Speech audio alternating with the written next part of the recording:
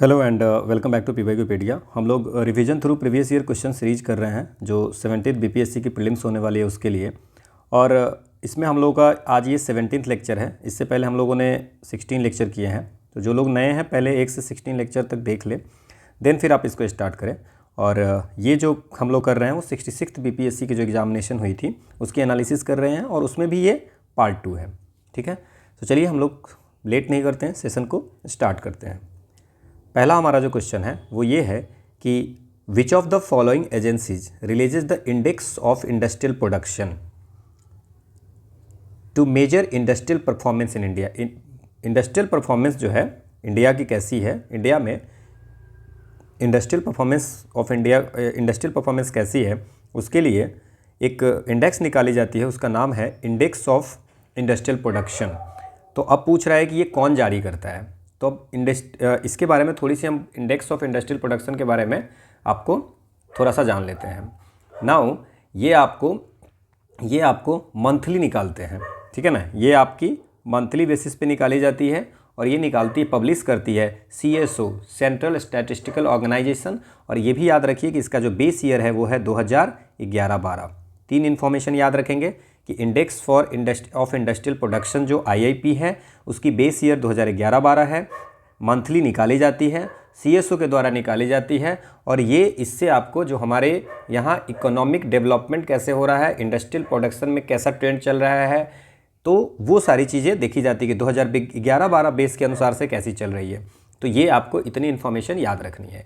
इसके बाद एक और इसमें चीज़ें याद रख लीजिए। तो आंसर तो आपका the central statistic office CSO हो गया। एक और आप इसमें याद रखिए, 8 कोर इंडस्ट्री पे क्वेश्चन पूछा जाता है कि 8 कोर इंडस्ट्रीज में कौन कौन सी चीज़ें हैं। So index of 8 core industries है ना, तो ये भी हम लोग याद रखते हैं। तो 8 कोर इंडस्ट्रीज में कौन कौन सी है वो आपको बहुत इंपॉर्टेंट है। तो उसमें कोल आता है, देन क्रूड ऑयल आता है, देन आपको नेचुरल गैस आता है, देन आपको पेट्रोलियम रिफाइनरी प्रोडक्ट आता है ना, ये आपको आता है। देन आपको इसमें फर्टिलाइज़र आता है, स्टील आता है ना, देन सीमेंट आता है, और इलेक्ट्रिसिटी आती है। तो ये सारी जो है 8 है, coal, crude oil, natural gas, petroleum refinery product, fertiliser, steel, cement और इलेक्ट्रिसिटी। ठीक है ना, तो ये ध्यान रखना है आपको। और ये जो आपको 8 कोर इंडस्ट्री जो है वो आपको office of economic adviser DPIIT department of promotion of industry and internal trade, this comes under the ministry of commerce and industry, तो ये निकालती है। ये दोनों इंडेक्स ऑफ इंडस्ट्रियल प्रोडक्शन और 8 कोर इंडस्ट्रीज का आपको इंडेक्स, ये दोनों हम लोग को याद रखना है। इसमें कौन कौन है 8 कोर में, ये भी याद रखना है। ठीक है, अगला हमारा क्वेश्चन है कि according to the ease of doing business report 2020 India का रैंक क्या है। तो वर्ल्ड बैंक पहले निकालती थी, है ना, ईज ऑफ डूइंग बिजनेस, अब बंद कर दी है ना। तो 2020 में जो एडिशन निकाली थी, है ना, तो वो आपको इसमें डाटा इरेगुलरिटीज़ के कुछ इल्ज़ाम लगे थे, डाटा इरेगुलरिटीज़ के, तो जिसके कारण वर्ल्ड बैंक ने बंद कर दी है। तो आप बस याद रखिए कि ease of doing business report जो है सो वर्ल्ड बैंक निकालती थी। ठीक है ना, तो बस इससे ज़्यादा कुछ नहीं है। उस समय 2020 में 77 इन प्रीवियस ईयर तो 63rd में आ गया था, but no need to remember, just इतना याद रखिए कि ease of doing business report निकाला करते थे कौन, वर्ल्ड बैंक। बस इतना चीज़ याद रखिए क्योंकि ये बंद हो चुकी है, डाटा इरेगुलरिटीज़ के कारण इसको बंद कर दिया गया है। ठीक है, अगला क्वेश्चन है कि to improve institutional agriculture credit flow what credit target for 2020-21 has been fixed in the union budget जो है ना, वो उसमें क्या है, आपको एग्रीकल्चर के लिए क्या टारगेट किया गया है। तो हम लोग डेफिनेटली 2020-21 का याद नहीं रखेंगे। तो एग्रीकल्चर क्रेडिट टारगेट जो है वो आपको 2023-24 में, है ना, वो रखा गया है 20 लाख करोड़। तो उस 2023-24 का याद रखिए 20 लाख करोड़, है ना। और उसी में सब टारगेट 2.93 लाख करोड़ का रखा गया है एनिमल हस्बेंड्री और डेयरी और फिशरी सेक्टर में। तो 20 लाख करोड़ टारगेट। तो ये जो क्वेश्चन अगर इस टाइप का पूछेगा आपसे तो 2023-24 का पूछेगा, तो 2023-24 में आपको कितना था, 20 लाख करोड़, और ये एनिमल हस्बेंड्री का सब टारगेट था 2.93 लाख करोड़ का। ठीक है, क्रेडिट टारगेट। अगला हमारा क्वेश्चन है कि PM कुसुम स्कीम क्या है। ठीक है, सो पीएम कुसुम स्कीम जो है वो आपको इसमें एनर्जी सिक्योरिटी फार्मर्स के लिए बात की गई है ना। So to reduce farmers dependence on the monsoon for irrigation, to reduce farmer dependence on money lenders जो हैं जो ऋण के लिए साहूकार पे जो निर्भरता है उसको कम करना है, या आपको मानसून से इरिगेशन की फैसिलिटी दे रहे हैं, मानसून पे डिपेंडेंस नहीं रहना है। फ्लोरिकल्चर, फूलों की खेती को बढ़ाने के लिए है। To remove farmers dependence on diesel and kerosene and to link pump setup to solar energy, मतलब जो पंप सब है जहाँ से वाटर निकालते हैं, है ना, तो सोलर पंप्स के बारे में बात की गई इसमें। तो डीजल पंप से आपको जो एक्सपेंडिचर आपको डीजल पे लगती थी तो वो सोलर पंप के ये पीएम कुसुम लाया गया हुआ है। इतनी चीज़ें आप बस सब याद रखेंगे तो काम चल जाएगा, है ना। जो पानी निकालते हैं ना तो वो सोलर पंप के डीजल पंप की जगह, और डीजल की केरोसिन को हटाने के लिए हम लोग सोलर से उसको लिंक कर दिए हुए हैं, ठीक है ना। तो ये हमें ध्यान रखना है।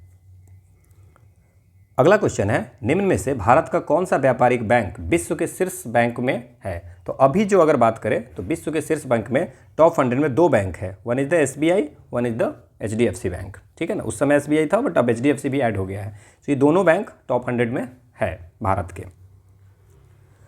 अगला हमारा क्वेश्चन है कि भारत सरकार ने 2020-21 के बजट में एक नई योजना निकाली थी, निर्विक, ठीक है ना। तो ये निर्विक किस क्षेत्र से रिलेटेड था, कृषि क्षेत्र से, औद्योगिक क्षेत्र से, स्वास्थ्य क्षेत्र से और या एक्सपोर्ट के क्षेत्र से ये था।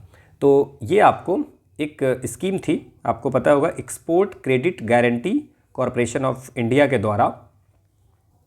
कौन है? Export credit guarantee corporation of India, ECGC के द्वारा निकाली गई थी। वो उसका नाम था export credit insurance scheme, export credit insurance scheme, इसी को बोलते हैं निर्विक। तो निर्विक जो लॉन्च किया गया था वो निर्यात एक्सपोर्ट सेक्टर के लिए किया गया था। जैसे मान लीजिए कि आपकी जो एक्सपोर्ट होगा उसकी इंश्योरेंस जो होगा, जो भी एक्सपोर्ट आप कर रहे हो उसको 90% तक का आपको, अगर कुछ भी होता है तो 90% तक का आपको मिल जाएगा, ठीक है ना।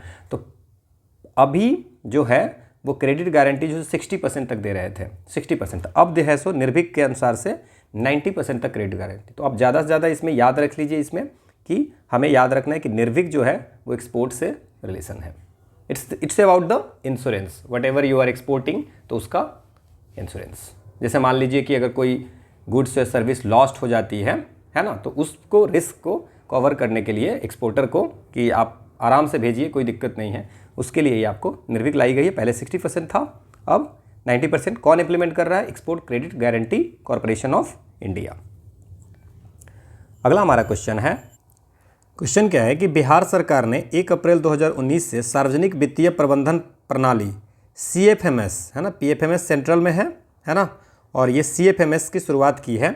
ये CFMS क्या है ना, तो बिहार गवर्नमेंट ने कॉम्प्रिहेंसिव फाइनेंशियल मैनेजमेंट CFMS, जितने भी फाइनेंशियल मैटर है स्टेट गवर्नमेंट के डिफरेंट डिपार्टमेंट्स के, जैसे डिपार्टमेंट्स के बजट प्रिपरेशन वगैरह सारी जो है वो सारी डिजिटल हो, उसके लिए आप लोग उसने स्टार्ट किया है। So will make all financial activities in the state online and paperless, उसके लिए CFMS की स्टार्ट की गई थी 2019 में, ठीक है। अगला हमारा क्वेश्चन है कि भारत सरकार ने 2 जनवरी 2020 को बिहार राज्य को कृषि कर्मण पुरस्कार प्रदान किया था। तो कृषि कर्मण पुरस्कार जो है वो आपको 2010-11 में स्टार्ट किया गया था, ठीक है। और बिहार को जो अवार्ड मिला था 2020 पे, तो अब देखिए कैसे कब कब अवार्ड मिला है। तो उस स्टेट को गवर्नमेंट ऑफ इंडिया देती है जो आपको एग्रीकल्चर सेक्टर में एक्सेप्शनल परफॉर्मेंस करती है उनको। ये कौन देती है? ये मिनिस्ट्री ऑफ एग्रीकल्चर मोटिवेट करने के लिए देती है कि आपने फूड ग्रेन प्रोडक्शन में या इनोवेशन में या यील्ड को इम्प्रूव करने में आपने जो है सो आपने क्या किया है कि आपने उसमें जो है सो आप नई चीज़ें लाए हैं, अच्छा परफॉर्मेंस किया है, तो इसलिए मिलती है। नाउ इसमें कौन कौन सी चीज़ों के लिए मिलती है? फूड ग्रेन्स के लिए मिलती है, फूड ग्रेन्स के लिए मिलती है, राइस हो गया, वीट हो गया, कोर्स ग्रीन सेरल्स हो गए और पल्सेज, इनके लिए मिलती है। तो बिहार सरकार को अभी तक जितने बार मिले हैं 5 बार मिले हैं टोटल कृषि कर्मण पुरस्कार। तो 2011-12 में बिहार सरकार को राइस प्रोडक्शन के लिए मिला था, 12-13 में बिहार सरकार को व्हीट प्रोडक्शन के लिए मिला था, 15-16 और 16-17 में मक्का के लिए मिला था, मेज प्रोडक्शन के लिए मिला था, और 17-18 में आपको अगेन व्हीट प्रोडक्शन के लिए मिला था। तो इतना याद रखिए, अभी तक 5 बार मिली है, और उस समय जो मिला था मक्का और गेहूं के उत्पादकता के लिए मिली है, ठीक है, क्लियर। अगला हमारा क्वेश्चन है कि Bihar government launch a new scheme सतत जीविकोपार्जन योजना 2018 में। इसका क्या मतलब है? सतत जीविका, इसका क्या उद्देश्य क्या था?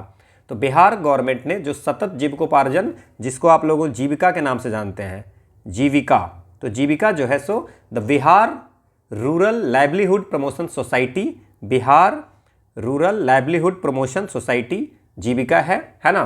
तो इसमें आपको क्या है, इसका ऑब्जेक्टिव है कि जो पुअर हाउस होल्ड, पुअरेस्ट है, अल्ट्रा पुअर हाउस होल्ड है ना, उसको जो है सो प्रोडक्शन, ट्रांसपोर्टेशन, छोटी छोटी चीज़ें बेचने में, है ना, आपको जो है सो क्या करें, उसको एम्पावरमेंट के लिए, एम्पावर करने के लिए, है ना, कि थोड़ा सा फाइनेंस दे करके वो आपको जो है सो ये आपको जीविका योजना लाई गई थी। So now the question is that कि बेरोजगारी भत्ता देने के लिए नहीं, ग्रामीण क्षेत्रों में स्थानीय निकायों के माध्यम से रोजगार प्रदान करना, ये भी नहीं है, अत्यधिक गरीब को, है ना, जो आपको ज़्यादा पुअरेस्ट हैं, अल्ट्रा पुअर हाउस होल्ड है, परिवारों को सतत आय सृजन करने वाली परिसंपत्ति प्रदान करना। ठीक है, so to provide sustainable income generating asset to the extremely poor household. Clear? तो ये जो है बेस्ट जो पॉसिबल है वो आपको इसमें होगा। So it's a for Jeevika for the empowering the house holds. ठीक है ना, जो pro poor, ultra poor house hold है उनको एम्पावर करने के लिए। ठीक है, बिहार सरकार के 7 निश्चयों में निम्न में से कौन सा सम्मिलित नहीं है? तो देखिए 7 निश्चय तो आप पूरा याद रखिए। 7 निश्चय 2015 से पार्ट 1 था, उसके बाद 2020 से पार्ट 2 हो गया है। तो पार्ट 2 में कौन कौन है 7 निश्चय में? पहला में था आर्थिक हल युवाओं का बल, आरक्षित रोजगार महिलाओं को अधिकार, हर घर बिजली लगातार, हर घर नल का जल, घर तर पक्की गली नाली, शौचालय निर्माण, घर का मरम्मत, अवसर बढ़े आगे बढ़े। और युवा शक्ति बिहार की प्रगति है पार्ट 2 जो 2020 से लागू है। सशक्त महिला, सक्षम महिला, हर खेत को सिंचाई के लिए पानी, स्वच्छ गांव समृद्ध गांव, स्वच्छ शहर विकसित शहर, सुलभ संपर्कता, सबके लिए स्वास्थ्य सुविधा। ये आप याद कर लीजिए, इसमें क्वेश्चन 7 से 7 निश्चय पे आ सकता है। अगला हमारा क्वेश्चन है कि बिहार का प्रति व्यक्ति शुद्ध राज्य घरेलू नेट स्टेट डोमेस्टिक प्रोडक्ट जो है सो एट कांस्टेंट प्राइस जो है 2018-19 में कितना था? तो ये 2018-19 की क्वेश्चन है, बट हम इसमें ज़्यादा ध्यान नहीं लगाएंगे। अगर हम बात करें कि जो इकोनॉमिक सर्वे 2023-24 है, ठीक है, तो 2023-24 में पर कैपिटा जो आपको नेट स्टेट डोमेस्टिक प्रोडक्ट है करेंट प्राइस पे 2011-12 सीरीज पे, करेंट प्राइस मतलब 2011 मेरा बेस ईयर है ना। तो ये 2023-24 की इकोनॉमिक सर्वे में दिया हुआ है कि करेंट प्राइस पे पर capita net state domestic product जो है 2022-23 में बिहार का 54,111 था। ठीक है, और इंडिया का 1,18,755 था। So as per the economic survey 2023-24 आपको 2022-23 में बिहार का per capita net state domestic product at current price ये आपको 54,111 था और 1,18,755 इंडिया का था। ठीक है ना, ठीक है, बेस ईयर कांस्टेंट प्राइस होगी ना, बेस ईयर 2011-12 है। तो ये डाटा हम याद रखेंगे। We are not going to ये जो है सो पुरानी हो गई 2018-19 की, है ना। अगला हमारा क्वेश्चन है कि भारत में खाद्य प्रबंधन का निम्न में से कौन सा एक उद्देश्य नहीं है? तो ये पूछ रहा है कि कौन सा ऑब्जेक्टिव नहीं है फूड मैनेजमेंट का। तो फूड मैनेजमेंट हम क्यों करेंगे, है ना, कि फूड सिक्योरिटी हो, ठीक है, फूड ग्रेन की डिस्ट्रीब्यूशन सही से हो, प्रोक्योरमेंट सही से हो, मेंटेनेंस हो, है ना। सो फूड मैनेजमेंट का मतलब इसमें ये नहीं होता है कि we are going to export the food grains. So maintenance, public distribution, 3 चीज़ें आती है इसमें, प्रोक्योरमेंट 3 चीज़ें आती है, फूड मैनेजमेंट में 3 चीज़ें आती है। One is the procurement, then खरीद लिया, उसके बाद क्या करेंगे, उसको रखेंगे, खाद्यान्नों के बफर स्टॉक का रख रखाव करेंगे, और देन उसको डिस्ट्रीब्यूशन आती है। तो 3 things are there. Food management जो होता है ना, फूड मैनेजमेंट सिस्टम जो है हमारे यहाँ इसलिए है कि टू फूड सिक्योरिटी को इंश्योर करने के लिए। तो इसमें 3 मेजर कंपोनेंट होता है, procurement, then maintenance, then distribution. ठीक ना, तो इससे नॉट अ कौन सा नहीं है, so it's a not a export नहीं है।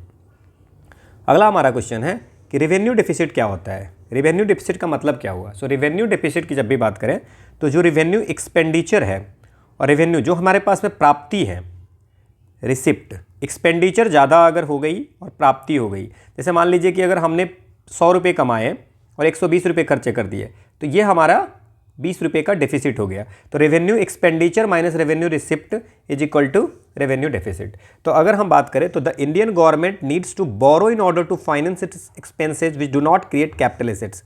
नाउ द सी थिंग, हमारा खर्चा ज़्यादा है, ₹100 हमारी इनकम है, रिसिप्ट है हमारे पास आ रही है, और ₹120 हम खर्चा कर रहे हैं। इसका मतलब ₹20 हम क्या करेंगे, बोरो करेंगे, तभी तो हमारा पूर्ति होगी ना एक्सपेंडिचर खर्चा। तो वही होता है कि इंडियन गवर्नमेंट को बोरो करना पड़ता है अपने एक्सपेंसेज को पूरा करने के लिए, है ना। और इस एक्सपेंसेज को से कोई कैपिटल नहीं होता है, नहीं तो समझ में आ गया, अगर कैपिटल होगा तो it not comes under the revenue deficit, ठीक है ना। तो गवर्नमेंट के पास फंड नहीं है रेगुलर एक्सपेंडिचर को पूरा करने के लिए। समझ में आ गया। सो आंसर क्या हो जाएगा, बी हो जाएगा। अगला हमारा क्वेश्चन है कि वर्ष 2019-20 में निम्न में से कौन सा देश भारत का सर्वाधिक व्यापारिक भागीदारी वाला देश है। मतलब पूछ रहा है कि टॉप ट्रेडिंग पार्टनर कौन है। तो इंडिया का टॉप ट्रेडिंग पार्टनर अगर हम 2023-24 में भी बात करें तो वो है हमारा चाइना। कौन है, 2023-24 में भी है चाइना, ठीक है ना। ट्रेडिंग मतलब हो गया कि हम लोग देते हैं और फिर लेते हैं, वो पूरा ओवरऑल जो हो गया वो ट्रेडिंग पार्टनर हो गया। अगला क्वेश्चन है कि भारतमाला परियोजना से भारत का निम्न में से कौन सा इंफ्रास्ट्रक्चर क्षेत्र संबंधित है। तो पूछ रहा है कि भारत जो माला है उसमें क्या चीज़ें हैं। सो भारतमाला परियोजना जो है वो आपको हाईवे नेटवर्क के लिए है बेसिकली। सो इट्स अ किसके रिलेटेड है, it's a road infrastructure. Which of the following infrastructure sector of India is related. तो भारतमाला प्रोजेक्ट जो है वो हाईवे के लिए है, ठीक है, हाईवे नेटवर्क को बढ़ाने के लिए, बढ़िया करने के लिए आपको ये है। अगला हमारा क्वेश्चन है कि एक गीत है सरफरोशी की तमन्ना अब हमारे दिल में है, इसके रचयिता कौन है। तो सरफरोशी की तमन्ना ये आपको बिस्मिल अजीमाबादी, तो इसमें ऑप्शन नहीं है, राम प्रसाद बिस्मिल इज डिफरेंट, है ना। ये है हमारे बिस्मिल अजीमाबादी। तो बिस्मिल अजीमाबादी जो है ये आपको इन्होंने लिखी है और इसको पॉपुलर किए थे राम प्रसाद बिस्मिल ने, लिखे थे इन्होंने, है ना। उर्दू पैट्रियोटिक पोएम है ये सरफरोशी की तमन्ना, है ना, और देशभक्ति पोएम है उर्दू में। और इसको जो है लिखा है बिस्मिल अजीमाबादी ने, बट इसको फेमस किया था राम प्रसाद बिस्मिल में, तो कंफ्यूज नहीं होना है। अगला है कि बंगाल विभाजन के समय में कौन सा आंदोलन शुरू हुआ था। बंगाल विभाजन के रिएक्शन में, जब बंगाल विभाजन हुआ था उसके रिएक्शन में कौन सा आंदोलन शुरू हुआ है। तो स्वदेशी मूवमेंट शुरू हुई थी। स्वदेशी मूवमेंट कब स्टार्ट हुआ था, 5 अगस्त 1905 को जो बंगाल विभाजन जो अनाउंस किया गया था, किसके द्वारा किया गया था, लॉर्ड कर्जन ने। तो उसके लिए जो है सो स्वदेशी मूवमेंट चलाया गया था। नाउ अब इसमें याद रख सकते हो असहयोग आंदोलन जो है non cooperation movement. Non cooperation movement कब हुआ है, ठीक है। सिविल डिसोबीडियंस कब है, ये तो 1905 हो गया, ठीक है। सो नॉन कोऑपरेशन मूवमेंट जो हुई है वो आपको नॉन कोऑपरेशन मूवमेंट हुई है ये 1921 आप याद रखेंगे। और CDM जो याद रखेंगे जो आपको सिविल डिसोबीडियंस मूवमेंट है वो आपको 1930 में। तो ये आपको ध्यान रखना है इसमें। ये NCERT की कटिंग है। अगला है 1945-46 में दिल्ली में INA का मुकदमों के पक्ष में पेश हुए कौन कौन से वकील थे। जो INA ट्रायल हुई थी कब हुई थी, 1945-46 में। और INA ट्रायल में आपको कौन कौन से वकील थे ये आपसे पूछ रहा है। सो पब्लिक ट्रायल ये हुई थी, पब्लिक ट्रायल ये हुई थी। आप पहली चीज़ तो याद रखिए कि पब्लिक ट्रायल हुई थी। और किनका किनका हुआ था वो आप याद रखिए, शाहनवाज खान, है ना, तीनों रिलीजन से एक एक लोगों को लिया था उन्होंने। शाहनवाज खान, प्रेम सहगल और गुरुबख्श सिंह ढिल्लोन, ये डराना चाह रहे थे, है ना, गुरबख्श सिंह ढिल्लोन, ठीक है। तो कांग्रेस ने एक INA डिफेंस कमेटी बनाई थी कि लीगल डिफेंस जो भी INA ऑफिसर एक्यूज को जो उन्होंने को पब्लिक ट्रायल कर रहा है उनके लिए। तो उसमें जो लॉयर जो इसमें थे भोलाभाई देसाई थे। भोलाभाई के साथ साथ में इसमें और भी थे, KN काटजू थे, कैलाश नाथ काटजू भी थे, है ना। देन आपको तेज बहादुर सप्रू भी जी भी थे, ठीक है ना, इनको डिफेंस में जो वकील थे वो। इसके बाद अशरफ अली भी थे, अशरफ अली। देन शरत चंद्र बोस भी थे इसमें। तो ये सब आप कमेटी एक बनाई गई थी कांग्रेस के द्वारा, INA डिफेंस कमेटी के नाम से जाने जाते थे। तो ये लोग इनको डिफेंस कर रहे थे। कौन कौन थे, शाहनवाज खान, प्रेम सहगल और गुरबख्श सिंह डिलॉन। तो ये आप याद रखेंगे। और ये कब हुआ था ये ट्रायल्स? नवंबर 1945 से मई 1946 तक। ठीक है ना। अगला हमारा क्वेश्चन है कि where did madam Cama unfurl India's tricolour flag of freedom. Madam Cama ने भारत के त्रिरंगी स्वतंत्रता ध्वज को कहाँ फहराया था? तो मैडम कामा 22 अगस्त 1907 को मैडम भिकाजी कामा पहली पर्सन थी जो इंडियन फ्लैग को फॉरेन सॉइल पे फहराई थी। वो कौन जगह था? स्टुगार्ट कहाँ पे है? जर्मनी में। ठीक है। अगला क्वेश्चन है कि इसमें से कौन सी जोड़ी सही है? ठीक है, तो इसमें पूछ रहा है कि विनोबा भावे जो थे वो सेकंड इंडिविजुअल सत्याग्रही थे। तो आपको पता होगा कि विनोबा भावे जो था ये फर्स्ट सत्याग्रही थे। पहला जो है सो विनोबा भावे थे, दूसरा जो है तो सेकंड जो थे वो जवाहरलाल नेहरू थे, और थर्ड जो थे ब्रह्मदत्त है। ये पिछले क्लास में हमने बात की थी। ठीक है। देश बंधु किसको बोलते हैं? तो चित्तरंजन दास को देश बंधु बोलते हैं। तो ये बिल्कुल सही है। अगला है इसमें कि जो विलियम वेडरबर्न है वो 1907 में कांग्रेस के सभापति थे। देखिए 1907 में जो सूरत में सेशन हुई थी, सूरत सेशन में, जहाँ पे उसके सूरत स्प्लिट के लिए जाना जाता है, उसमें जो है सो जहाँ पे एक्सट्रीमिस्ट और मॉडरेट्स जो है सो दो भाग में बट गए थे, स्प्लिट हो गए थे, वो आपको रास बिहारी घोष प्रिसाइड कर रहे थे। विलियम वेडरबर्न जो है ये आपको 1889 में बॉम्बे सेशन में प्रिसाइड किए थे, और 1910 में ये इलाहाबाद सेशन में आपको प्रेसिडेंटशिप थे कांग्रेस के।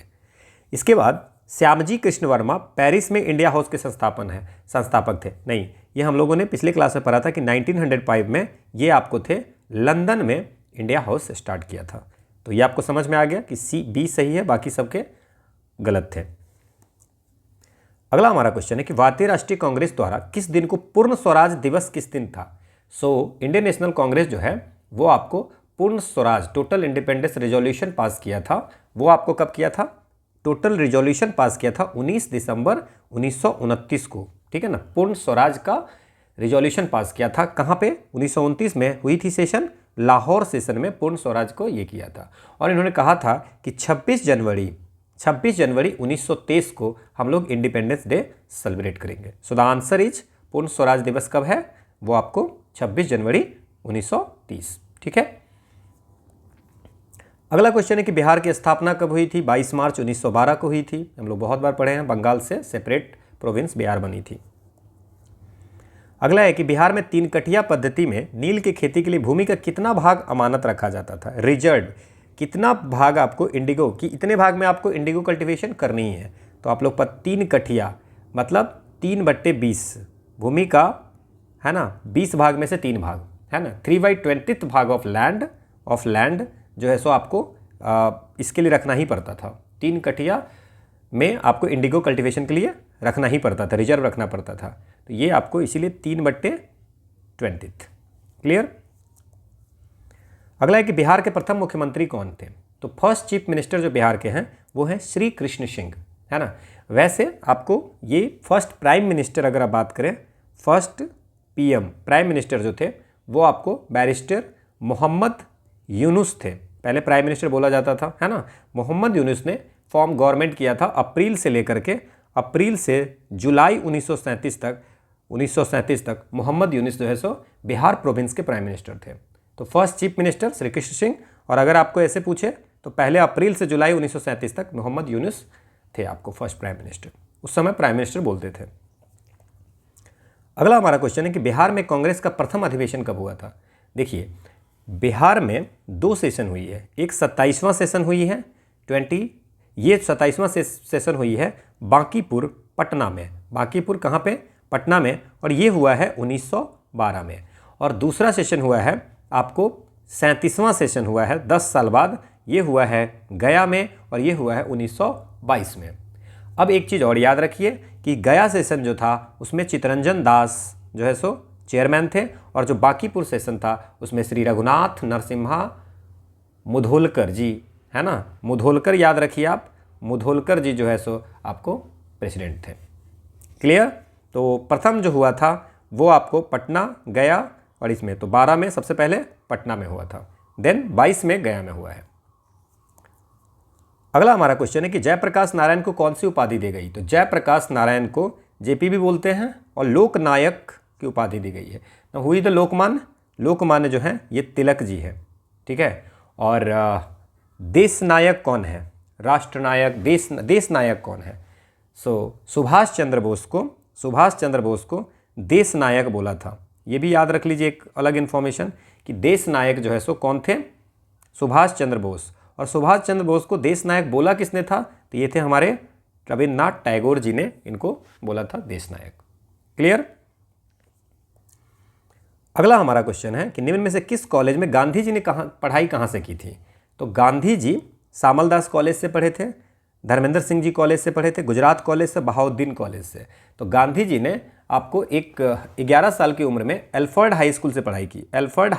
कौन सी हाई स्कूल से पढ़ाई की, एल्फर्ड एचएस से, ठीक है ना। बाद में ये सामलदास कॉलेज जो है भावनगर में है, वहाँ पे उन्होंने किया है, वहाँ से पढ़ाई की। और उसके बाद यूनिवर्सिटी कॉलेज ऑफ लंदन से उन्होंने लॉ डिग्री कंप्लीट की। तो high school Alford high school, college Samaldas और यूनिवर्सिटी कॉलेज लंदन में से उन्होंने लॉ डिग्री की है।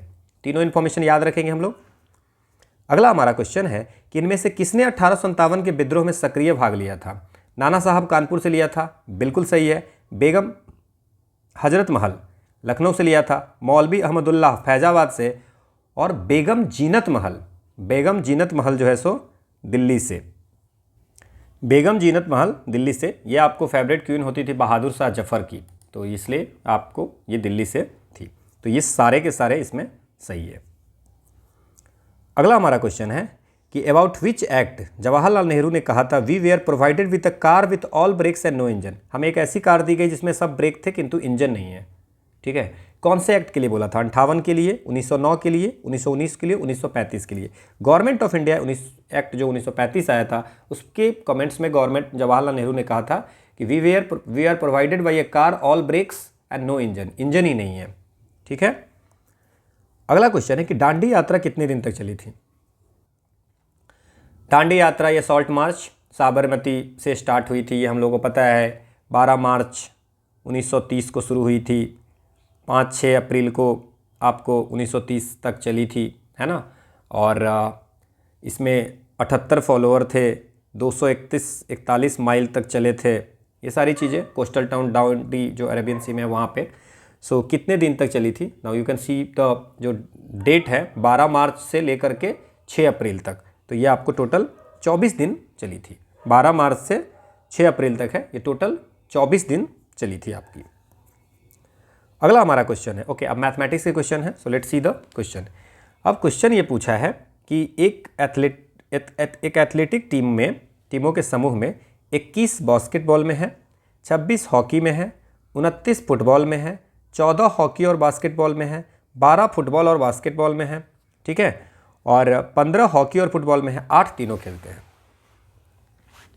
देखिए वेन डायग्राम आपने पढ़ा होगा, तो लेट अस एज्यूम हम लोग इसको बनाते हैं, ठीक है, 3 है, क्योंकि हमारे पास क्या क्या है, एक हॉकी है, एक पहले क्या है बास्केटबॉल, तो लेट्स ये बास्केटबॉल हो गया, इसके बाद हॉकी है, लेट इसको हॉकी मान लेते हैं, और इसके बाद यहाँ पे एक है फुटबॉल, तो इसको फुटबॉल मान लेते हैं, ठीक है। अब हम लोग सब में ना एक नाम कर देते हैं, जैसे ABCDEF, मतलब इस पोर्शन को ये बोलते हैं, इस पोर्शन को ये, यहाँ तक कोई आप लोगों को दिक्कत नहीं होगी। अब क्या है, अब देखिए क्वेश्चन कि 21 लोग बास्केटबॉल में हैं, तो बास्केटबॉल क्या हो जाएगा, ये पूरा बास्केटबॉल है, आराम से देखिए पूरा बास्केटबॉल है। इसका मतलब कैन आई से डैट कि बास्केटबॉल में जो होगा वो होगा A + B + D + E which is total 21, मतलब ये पोर्शन ये और ये मिलाकर के 21 है। हॉकी में 26 है, ना हॉकी में 26 है, हॉकी में B + C + E + F is equal to 26। Then football में अगर बात करें तो D + E + F + G is equal to कितना है, 29 है। अब कह रहा है कि हॉकी एंड बास्केटबॉल, तो हॉकी और बास्केटबॉल के बीच कॉमन कौन सा है, ये हॉकी है, ये बास्केटबॉल है, दोनों के कॉमन क्या है B + E, ये पूरा कॉमन है, देख लीजिए आप पूरा कॉमन है, so B + E which is equal to 14। इसके बाद कह रहा है कि फुटबॉल एंड बास्केटबॉल में 12 लोग हैं, सो फुटबॉल ये हो गया, बास्केटबॉल ये हो गया, दोनों में कॉमन क्या है D और E, तो D + E is equal to कितना हो गया 12 लोग। अब कह रहा है कि हॉकी एंड फुटबॉल जो है उसमें कॉमन कितने लोग हैं, 15 लोग हैं, हॉकी और फुटबॉल। तो हॉकी और फुटबॉल तो E + F is equal to 15 लोग, कोई दिक्कत नहीं। 8 ऐसे हैं जो तीनों खेलते हैं, जो तीनों में कॉमन है वो कौन सा है, E। That's means he is saying कि E बराबर 8। अगर E की वैल्यू 8 आ गई तो आप देख लीजिए इसमें क्या हो जाएगा, F की वैल्यू कितनी आ जाएगी 7, इसमें अगर D की वैल्यू कितनी आ जाएगी 5, इसमें अगर B की वैल्यू कितनी आ जाएगी, E की वैल्यू जब पुट करोगे तो आ जाएगी 6। तो B, D, F की वैल्यू आपको पता चल गया। अब हमसे जो पूछ रहा है कि कितने केवल फुटबॉल खेलते हैं, मतलब सिर्फ फुटबॉल का मतलब सिर्फ फुटबॉल वाले कितने लोग हैं, सिर्फ फुटबॉल वाले ये लोग हैं। देख लीजिए ये G वाला जो पोर्शन है वो सिर्फ फुटबॉल है, ठीक है। सो G जो है सो ओनली फुटबॉल अगर पूछेगा तो इसका मतलब ओनली फुटबॉल में G होगा, ठीक है ना, सिर्फ फुटबॉल खेलते हैं और कुछ भी नहीं खेलते हैं। तो G में कितना हो गया, तो फुटबॉल पूरा अगर ओवरऑल की बात करें तो ओवरऑल को कितने लोग हैं, ओवरऑल कितने हैं 29 है। सो 29। अब इसमें से क्या करेंगे, D, E, F को हटा दीजिए। तो D कितना है 5, E कितना है 8, F कितना है 7। तो 5 8 13 7 कितना हो गया, 7 8 15 5 20। अच्छा यहाँ पे 4 होगा, गलती कर रहे हैं हम लोग, यहाँ पे 12 - 8 गया तो 4 होगा। सो 4 8 11 और 8 7 15 और 4 19, तो टोटल 10 लोग ऐसे हैं जो सिर्फ फुटबॉल खेलते हैं। सो आंसर क्या हो जाएगा 10 हो जाएगा, ठीक है। समझ में आ गया, क्लियर। आराम से वेन डायग्राम में इसको सोच के बना लेंगे, स्क्रीनशॉट आप इसका ले सकते हैं इफ अगर आप चाहते हैं तो, ठीक है। अगला क्वेश्चन है कि मोहन 25 दिनों में एक काम कर सकता है। सो मोहन जो है कोई काम को 25 दिन में कर सकता है, ठीक है, और सोहन 20 दिन में पूरा कर सकता है। मतलब किसी काम को मोहन्स का 25 दिन इज इक्वल टू सोहन के 20 दिन के बराबर है, सोहन्स 20 डेज। यहाँ तक तो कोई दिक्कत ही नहीं है, दोनों एक साथ 5 दिन तक दोनों काम करता है। तो मान लीजिए कि एक दिन में मोहन कितना काम करेगा, उस वर्क का 1/25 भाग करेगा, और सोहन कितना करेगा 1/20 भाग करेगा, 1/12 पार्ट करेगा उस काम का। अगर मान लीजिए x मान लीजिएगा तो आप x भी लिख सकते हैं, लेकिन हम लोग ये करते हैं, चलिए ऐसे करते हैं। तो अगर एक दिन अगर दोनों मिल के काम कर रहा है तो कितना काम करेगा, 1/25 भाग और 1/20 भाग उसी काम का, ठीक है। तो 5 दिन करेगा तो 5 से कर देंगे। नाउ इसको अगर हम कैलकुलेट करेंगे तो यहाँ पे 100 हो जाएगा, 25 चौका 100 और 20 पंचे 100 और इंटू यहाँ पे 5 हो जाएगा, विच इज 9/20 पार्ट जो है सो कर लेगा। मतलब कि 9/20 पार्ट ऑफ द वर्क 5 दिन में ये लोग कर लेगा। तो अब हमारे पास बचा कितना, तो एक पूरा वर्क में से 9/20 भाग कर लेगा तो 11/20 तो 11/20 पार्ट बच गया। अब सिर्फ किसको करना है, मोहन काम छोड़ दिया 5 दिन के बाद, अब सोहन को काम करना है। और सोहन का तो हमने देख ही दिया है कि एक दिन में 1/20 करता है, तो 11/20 कितना दिन में करेगा 11 दिन में। तो रिमेनिंग वर्क को पूरा करने में शेष काम को इसको कितना दिन लगेगा 11। आसान सा है, आप x भी मान सकते थे और वैसे भी आप इसको सॉल्व कर सकते थे, ठीक है। ये आप स्क्रीनशॉट ले लीजिए अगर आपको इसको देखना है फिर से। तो अगला है कि एक घड़ी दोपहर 12 बजे से चलना शुरू होती है, 5:10 पर घंटे की सुई घूम जाएगी, कितना, यह आपसे पूछ रहा है कितना डिग्री घूमेगी। अच्छा एक चीज़ समझिए, 12 घंटा में 360 डिग्री घूमती है, ठीक है। तो 1 घंटा में कितना डिग्री घूम रही सर, 30 डिग्री होगा, ठीक है। तो अगर 12 से 5 है, 12 बजे से 5 बज गया तो कितना घंटा होगा 5 घंटे। सो 5 आवर में कितना होगा, 5 आवर 10 मिनट में कितना घूमेगा, ये आपसे पूछ रहा है, सिंपल सा। तो अगर 1 घंटा में कितने मिनट होते हैं, 1 घंटा में होते हैं 60 मिनट। तो 60 मिनट में अगर 30 डिग्री है तो 1 मिनट में कितना हो जाएगा हाफ डिग्री। तो 10 मिनट में कितना हो जाएगा सर 5 डिग्री हो जाएगा। तो 10 मिनट में 5 डिग्री और 5 घंटे में, 1 घंटे में 30 है तो 5 घंटे में कितना हो जाएगा 150 और 10 मिनट में कितना होगा 5 डिग्री। तो टोटल कितना घूमेगा 155 डिग्री। आंसर क्या हो जाएगा 155। आसान है, बाकी आप स्क्रीनशॉट इसका ले सकते हैं। अगला हमारा क्वेश्चन है कि इसमें से कौन सा स्क्वायर नहीं है, किसी भी नंबर का वर्ग नहीं है, ठीक है। अब आपको बहुत आसानी से समझाते हैं कि अगर 1 का स्क्वायर करेंगे तो क्या होगा 1 होगा, 2 का स्क्वायर करेंगे तो 4, 3 का स्क्वायर करेंगे तो 9, 4 का स्क्वायर करेंगे तो 16, मतलब लास्ट डिजिट 6 होगा। 5 का स्क्वायर करेंगे तो 25, लास्ट डिजिट 5 हुआ। 6 का स्क्वायर करेंगे तो 36, 6 हुआ। 7 का स्क्वायर करेंगे तो 49, 9 हुआ। 8 का स्क्वायर करेंगे तो 64, 4 हुआ। 9 का स्क्वायर करेंगे तो 81, 1।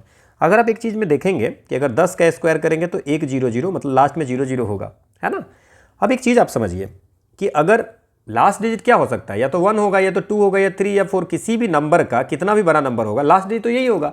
और लास्ट डिजिट अगर आपसे पूछेगा, है ना, लास्ट डिजिट तो इसका यही होगा।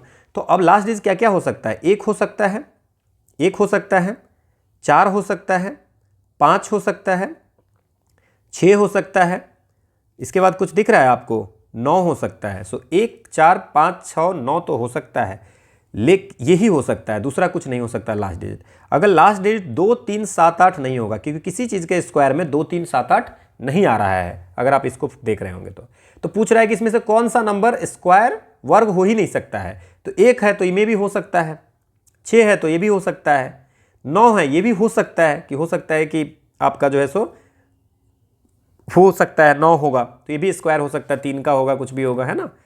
बट ये लास्ट में जो 2 है ना, ये किसी चीज़ का स्क्वायर नहीं हो सकता। किसी भी चीज़ के स्क्वायर के अंत में 2 3 7 8 नहीं हो सकता है, बिकॉज कोई भी जो नंबर होगा नेचुरल नंबर तो ये एंड होगा 1 2 3 4 5 6 7 8 9 10 से ही होगा ना, तो उसके अलावा तो कुछ नहीं होगा। जब हम उसका स्क्वायर कर रहे हैं तो उसमें तो हम देख रहे हैं कि भाई 2 3 7 8 तो कभी आ ही नहीं रहा है, तो इसका मतलब आंसर क्या हो जाएगा, सिंपल सा आंसर हो जाएगा जिसके लास्ट में 2 है।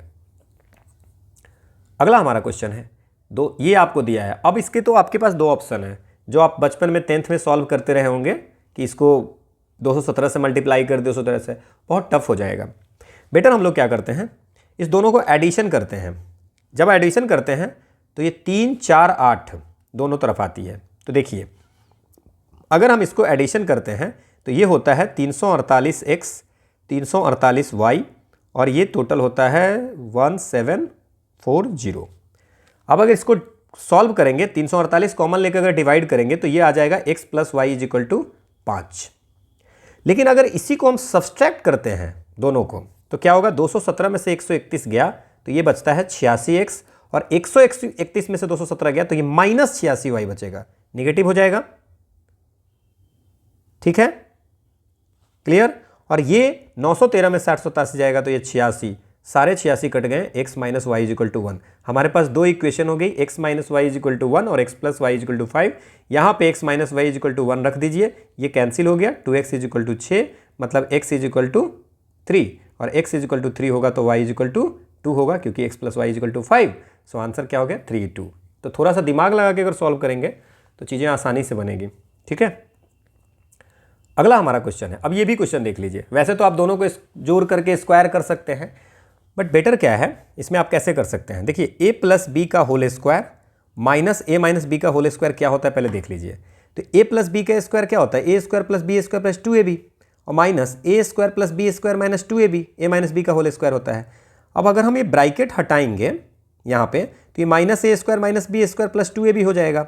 अब ये -a² से +a² ये दोनों कट गया तो मतलब कि इसका मतलब 4ab होता है। अगर आपको याद नहीं है तब करके देख लीजिए। तो इसका मतलब सर ऊपर में 4 × 598 × 479 होगा, बिल्कुल होगा। और नीचे में क्या होगा 598 × 479 होगा। ये दोनों जब कट गया तो क्या बचा हमारा पास में 4, तो आंसर क्या हो गया 4।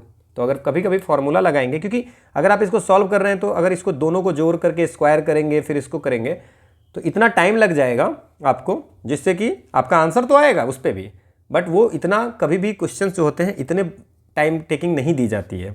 ठीक है, मैक्सिमम टाइम में।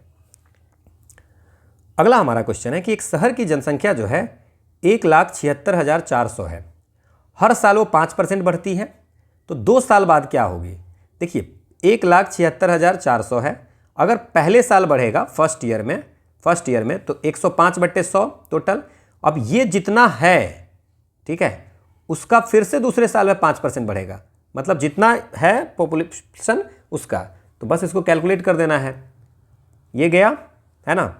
और इसको फिर अगर आप सॉल्व करेंगे 5 से करेंगे, है ना, 21 बार में, 5 से 20 टाइम में, तो इसको फिर आप इसको सॉल्व करेंगे और फिर से 5 से 21 बार में, फिर ये 4 बार में, फिर 4 से इसको काटेंगे, 4 चौका 16 और ये 441, तो 441 × 21 × 21 आएगा। तो ये आता है आपको 1,94,481। 1,76,400 अगर 5% बढ़ेगा तो ये 3 लाख कहाँ से आ जाएगा, या 3 लाख यहाँ पे कहाँ से आ जाएगा, 1,76,000 है। तो ये लॉजिक से भी अगर आप आंसर मारते तो यही होता। ठीक है, अगला है 4, 18, 48, 100, 294, 448। अब ये जो क्वेश्चन है, देखिए कोई लॉजिक इसमें अगर लग रहा है, 4 चौका 16, 2 18, 2 36, नहीं लग रहा है ना, तो इस केस में एक काम और कर सकते हो, हम देख सकते हैं कि बढ़ घट कितना रहा है। चलिए इसको कैसे हम लोग देखेंगे वो समझिए। 294 और 448, 4 से 18 के बीच में कितना जुड़ा है? 14। 18 से 48 के बीच में कितना जुड़ा है? 30। और 48 से 100 के बीच में कितना जुड़ा है? 52। कुछ समझ में आ रहा है? और 294 से इसमें 154 इतना जुड़ रहा है, इससे हमें कुछ समझ में नहीं आता। अच्छा एक काम करते हैं, चलिए 14 से 30 के बीच में कितना जुड़ रहा है? 16। 30 से 52 के बीच में कितना जुड़ रहा है? 22। फिर भी कुछ नहीं होगा, सेम आता तभी तो फ़ायदा होता। अच्छा चलिए 16 से 22 के बीच में कितना हुआ? 6। अच्छा एक काम करते हैं, हम लोग ऐसा करते हैं कि 22 से 6 जोड़ करके यहाँ 28 करते हैं। जब यहाँ 28 करते हैं तो 52 में 28 जोड़िए, 52 में 28 जोड़िए और तब देखिए कि क्या आता है। तो 52 में 28 जोड़ेंगे तो 80 होगा, और 100 में ये जोड़ेंगे, अगर 100 में जोड़ेंगे 80 हुआ, 52 में 28 जोड़ेंगे तो ये 180। ठीक है, तो ये हम पैटर्न ऐसा बना रहे हैं कि 6-6 वाला पैटर्न बन जाए। ठीक है, अब ये 28 में 6 जोड़िए तो ये हो गया 34, तो 34 हो गया, और 34 में 6 जोड़िए तो ये 40 हो गया। ठीक है, हम लोग देख रहे हैं कि पूरा हो रहा है कि नहीं। अब ये 34 जो है सो 80 में जुटेगा तो 114, और ये 114 में 40 जुटेगा तो बचेगा 154। तो आप ये देख पा रहे होगे कि 154 आ रहा है, इसका मतलब ये सेम पैटर्न जो है सो ये फॉलो कर रहा है। So the answer is 180। ये आपको प्रैक्टिस से आएगा, वैसे नहीं। तो हम पहला से ही शुरू करते हैं। अगला हमारा क्वेश्चन है कि ये आपको कम्बिनेशन का क्वेश्चन है। तो कम्बिनेशन में आप जानते होंगे कि NCR is equal to formula है फैक्टोरियल n बट्टे factorial r into factorial n minus R. एक चीज़ और आप जानते होंगे, factorial n is equal to होता है n into n minus 1 into n minus 2। ये ऐसे ऐसे करते करते 1 तक जाता है। ठीक है, नाउ अगर हम इसको सॉल्व करें तो 2nc/3 divide by nc/2 is equal to 45/4/3। तो इसको हम लिख सकते हैं 2n/3 into 2n minus 3 divide by factorial n by factorial 2 into factorial n minus 2। अगर हम इसको सॉल्व करें तो कैन आई राइट, ये लिख सकते हैं 2n माइनस 1 2n माइनस 2 और ये फैक्टोरियल 2n माइनस 3, क्योंकि 2n माइनस 3 4 से 1 तक चला जाएगा। क्यों लिखे हैं sir? 3 into 2, 3 into 2 into 1, factorial 3 का लिख लिए, और ये 2n माइनस 3 हो गया। तो ये तो कैंसिल हो जाएगा। अगेन द सेम, इसमें हम लिख सकते हैं n into n minus 1 into n minus 2 factorial, और यहाँ पे 2 फैक्टोरियल का 2 इंटू 1 हो जाएगा, और ये n माइनस 2 हो जाएगा, तो ये भी कैंसिल हो गया, इज इक्वल टू 44/3।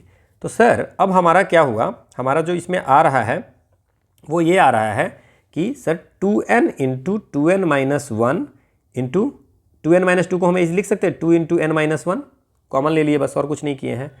और ये जो 6 है तो इसको क्या करें, इसको ऊपर ले जाते हैं हम, 2 divide by n into n minus 1 is equal to 44/3।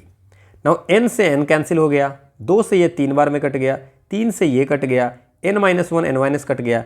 इसका मतलब आपके पास बचा 2 से फिर ये 22 टाइम में कट गया, 2 से फिर 11 बार में कट गया। इसका मतलब 2n minus 1 is equal to 11 आ गया। सो 2n बराबर 12 हो गया, तो n बराबर 6 हो जाएगा। आपसे पूछता है n की वैल्यू, तो बट कैलकुलेशन था, और अगर आपको फॉर्मूला पता था तो आराम से इसको सॉल्व किया जा सकता था। ये आप स्क्रीनशॉट ले सकते हैं। अगला है कि if the average of m numbers is n square and that of n numbers is m square, then the average of m plus n number. देखिए एवरेज ऑफ m नंबर बराबर n स्क्वायर है, तो सम of m number क्या होगा? सम of m number जो हो जाएगा वो m इंटू n स्क्वायर हो जाएगा। अगेन द देखिए एवरेज ऑफ n नंबर जो है वो m स्क्वायर है, तो सम ऑफ n नंबर जो होगा वो हो जाएगा nm स्क्वायर। ठीक है, अब average of m plus n number बोल रहा है, तो m प्लस n नंबर क्या हो जाएगा? तो ये आपको sum of mn square plus nm square divide by m plus n है। एवरेज आपको पता ही है। नाउ जस्ट कॉमन ले लीजिए mn, तो यहाँ भी बचा n और यहाँ बचा m, तो m प्लस n यहाँ बचा, कैंसिल, सो आंसर हो गया mn। तो दिस इज द आंसर। ठीक है, अगला हमारा क्वेश्चन है कि milk is a poor source of. Milk जो होगा आपको वाइटामिन का सोर्स है, मिनरल्स मिलती है, ठीक है ना, कैल्शियम भी मिलती है, बट वाइटामिन सी जो है ना, ठीक है ना, वाइटामिन मिनरल्स का है ना, लेकिन ज़्यादातर कैल्शियम प्रोटीन वगैरह मिलती है, तो इसमें वाइटामिन सी नहीं है। So milk is the poor source of vitamin C. Vitamin है बट सी वाइटामिन नहीं है, ठीक है। अगला हमारा क्वेश्चन है कि पुलिस द्वारा नशे में गाड़ी चलाने वाले की सांस की जांच की, आपने ड्रिंक एंड ड्राइव कर रहे हो कि नहीं, इसके लिए क्या करते हैं, तो ब्रीथ टेस्ट होती है ना, सांस की टेस्ट होती है, अपना बोलते फूकने के लिए, है ना, तो ट्रैफिक पुलिस ये करते हैं, है ना। उसमें क्या होता है, सो उसमें होता है K2Cr2O7, है ना, और sulphuric acid, so potassium dichromate sulphuric acid, so potassium dichromate sulphuric acid, this is the answer, ठीक है। अगला क्वेश्चन है कि glucose is converted ethyl alcohol bye enzyme. कौन से एंजाइम के द्वारा ग्लूकोज जो है सो इथाइल अल्कोहल में, तो देखिए ग्लूकोज ये जो होता है, पहले आप इस बात को समझिए कि जो कार्बोहाइड्रेट है C12H22O11, ठीक है, ये आपको H2O से मिल करके आपको इन्वर्टेज की हेल्प से, इन्वर्टेज एंजाइम से, ठीक है ना, ये आपको बना देता है C6H12O6। तो अगर आपसे पूछेगा कि कार्बोहाइड्रेट से अगर ये आपको ग्लूकोज बना है वो कैसे बनेगा, तो ये आपको ग्लूकोज और सिर्फ कंपोजिशन चेंज होता है, C6H12O6 ये आपको ग्लूकोज एंड फ्रुक्टोज बनाती है। ये ग्लूकोज जो होता है इसमें जाइमेज जब मिलता है, जाइमेज, तो ये बनाता है इथेनॉल, इथाइल अल्कोहल, C2H5OH इसकी आपको फॉर्मूला है, और कार्बन डाइऑक्साइड बनाता है। तो समझ में आ गया इन्वर्टेज का यूज और जाइमेज का, तो आंसर क्या हो गया, ग्लूकोज को हमें इथाइल अल्कोहल में कन्वर्ट, कल पूछेगा कि कार्बोहाइड्रेट को करना है ग्लूकोज में, तो इन्वर्टेज का यूज होगा एंजाइम का, ठीक है ना। अगला है कि लाइम वाटर मिल्की हो जाता है, लाइम वाटर टर्न मिल्की, चूने का पानी किसके द्वारा दूधिया हो जाता है, ये कार्बन मोनोऑक्साइड के द्वारा हो जाता है, कार्बन डाइऑक्साइड के द्वारा, ऑक्सीजन और ओजोन के द्वारा। तो देखिए lime water turns milky, lime waters में हम लोग कार्बन डाइऑक्साइड मिलाते हैं, है ना, तो वो आपको देखिए जैसे मान लीजिए कि कैल्शियम हाइड्रोक्साइड है, ठीक है, कैल्शियम हाइड्रोक्साइड है, और अगर इसमें CO2 मिला देते हैं तो ये बन जाता है CaCO3, कैल्शियम कार्बोनेट, और H2O बनाती है, और कैल्शियम कार्बोनेट जो होता है वो आपको लाइम वाटर मिल्की बना देता है। चूने के पानी को कार्बन डाइऑक्साइड के द्वारा दूधिया हो जाता है, ठीक है। सो चूने का पानी, कार्बन डाइऑक्साइड, कैल्शियम कार्बोनेट बन जाता है लाइम वाटर मिल्की। अगला है कि पेट्रोल तथा डीजल के अधूरे जलने से क्या होता है, ठीक है ना। तो दो तरह की कंबस्शन होती है, दहन दो तरह की होती है ना, एक होती है कंप्लीट और एक होती है इनकम्प्लीट। अगर मान लीजिए कोई फ्यूल है, कोई भी फ्यूल है, तो ऑक्सीजन के साथ मिलेगा तो चलेगा, तो अगर ऑक्सीजन के साथ मिलने के बाद कार्बन डाइऑक्साइड और वाटर बना रहा है, कार्बन डाइऑक्साइड और वाटर बनाता है, तो कंप्लीट कंबस्शन हो गया। लेकिन अगर कोई फ्यूल ऑक्सीजन के साथ मिलेगा और वो कार्बन मोनोऑक्साइड बना दिया और वाटर बना दिया और ये कार्बन बना दिया, ठीक है, तो उसको बोलते हैं इनकम्प्लीट कंबस्शन, ठीक है ना। तो कंप्लीट कंबस्शन में कार्बन डाइऑक्साइड और जल होते हैं, इनकम्प्लीट में कार्बन मोनोऑक्साइड, वाटर और कार्बन होते हैं, वाटर दोनों केस में होता है। सो कार्बन मोनोऑक्साइड बनाता है अगर इनकम्प्लीट बर्निंग होगा, तो कंप्लीट बर्निंग होगा तो कार्बन डाइऑक्साइड बनाएगा, सिंपल सा है। अगला हमारा क्वेश्चन है कि the pH of A solution changes from 3 to 6, 3 से 6 हो जाता है, तो H+ आयन कंसंट्रेशन क्या हो जाएगा, कितना होगा, बढ़ेगा घटेगा क्या होगा। देखिए pH जो है सो हमारा 3 है, तो H+ कंसंट्रेशन जो होता है वो हो जाएगा 10⁻⁻3, ठीक है, ये आपका हो जाता है। और pH = 6 हुआ, आप याद कर लीजिए, तो ये हो जाएगा 10⁻⁻6, ठीक है। तो ये 10⁻³ से 10⁻6 हुआ है, इसका मतलब क्या हुआ है, 10⁻³ टाइम्स जो है सो रिड्यूस हुआ है। कहाँ 10⁻³ था, 10⁻³ का मतलब क्या हुआ, 1000, और 10⁻6 का मतलब क्या होगा, 1 पे 6 जीरो, समझ में आया। तो कितना हो गया, 1000 टाइम्स घट गया, 1/1000 से 1/1 पे 6 शून्य हो गया, तो कितना हो गया, डिक्रीज किया, 1000 टाइम्स कम हो गया। मतलब 3 से 6 अगर pH किसी का सॉल्यूशन का चेंज हो रहा है तो आपको हाइड्रोजन आयन कंसंट्रेशन जो होगा वो रिड्यूस कर जाएगा। अगर आपको इसमें अगर 6 से 3 होता तो उतना बढ़ जाता, ठीक है, ये तो पता ही है कि 1 पे 6 शून्य कम होगा और 1 पे 3 शून्य ज़्यादा होगा, ये भी बताना पड़ेगा। सैंड और नेफ्थलीन को कैसे सेपरेट करते हैं, रेत और नेफ्थलीन के मिक्सचर को कैसे अलग करेंगे, कौन सी मेथड करेंगे, सब्लिमेशन करेंगे, डिस्टिलेशन करेंगे, क्रोमेटोग्राफी करेंगे, फ्रैक्शनल डिस्टिलेशन करेंगे या मोर। देखिए सैंड और नेफ्थलीन जो होगा वो सब्लिमेशन से होता है, ठीक है, क्योंकि जब हम लोग उसमें हीट कर देंगे ना, हीटिंग पे क्या होगा, वो नेफ्थलीन जो होगा वो सॉलिड गैस में कन्वर्ट हो जाएगा। सो सब्लिमेशन जो प्रोसेस होती है उसमें क्या होता है, सॉलिड कन्वर्टेड टू द आपको गैस, ठीक है। और डिस्टिलेशन और फ्रैक्शनल डिस्टिलेशन क्या होता है ना, अगर मान लीजिए देखिए सिंपल डिस्टिलेशन और फ्रैक्शनल डिस्टिलेशन दो आपके एग्जाम्पल में है। अगर सी वाटर को प्योरीफाई करना है तो सिंपल डिस्टिलेशन, और क्रूड ऑयल को रिफाइन करना है तो फ्रैक्शनल डिस्टिलेशन, ठीक है ना। अगर मान लीजिए कि फ्रैक्शनल डिस्टिलेशन तब होता है when the difference in boiling point is quite less, दोनों के बीच में आपको दो लिक्विड है ना, और उसके बीच में अगर बॉइलिंग पॉइंट बहुत कम डिफरेंस है तो उसमें फ्रैक्शनल डिस्टिलेशन की जरूरत होती है। और अगर मान लीजिए कि इसमें अगर बॉइलिंग पॉइंट्स ज़्यादा है तो आपको सिंपल डिस्टिलेशन से हो जाता है ना। अगला है कि बेंजीन में कितने सिग्मा बॉन्ड होंगे, कितना पाई बॉन्ड होंगे।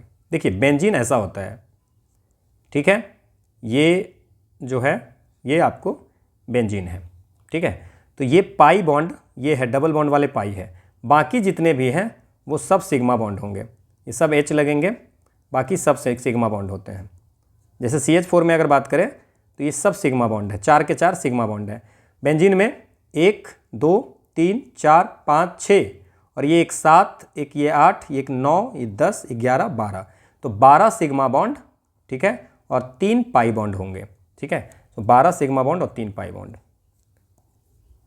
अगला क्वेश्चन है कि यूरिया में कौन कौन सा एलिमेंट है, तो यूरिया के फॉर्मूला अगर पता होगा तो आपको यूरिया का फॉर्मूला होता है NH2 ट्वाइस, ये आपको यूरिया का फॉर्मूला होता है। अगर आप इसका कंपाउंड देखेंगे तो ये होता है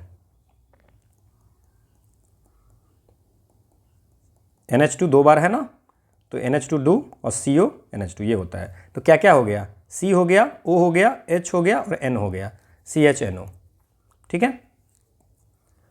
अगला क्वेश्चन है the poorest conductor of heat, heat का पुअरेस्ट कंडक्टर कौन सा है। कॉपर है, नहीं होगा, आपको पता ही है, इसके तो वायर भी होते हैं।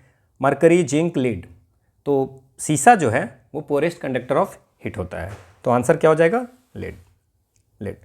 Okay, so this is all about this section. Next video हम लोग 66 PPSC का लास्ट पोर्शन करेंगे, फिर हम लोग 66 में जो री एग्जाम हुई थी उसके क्वेश्चन करेंगे। This is the quote of the day, never give up on your dreams. आपने जो भी सोचा है, वट एवर योर ड्रीम, उस पर गिव अप नहीं करना है, लगे रहना है। So thank you all for watching. आप इसमें आपको जो है सो टेलीग्राम चैनल PYQ_Pedia पे जुड़ सकते हैं, वहाँ पे आपको रिवीजन के लिए कुछ क्वेश्चंस प्रीवियस ईयर क्वेश्चन के मिल जाती हैं। एंड हम लोगों ने बिहार स्पेशल करंट अफेयर्स भी की हुई है, तो वो भी आप देख सकते हैं, बिहार स्पेशल करंट अफेयर्स जितने भी हैं, ठीक है। और will meet in the next class. Thank you.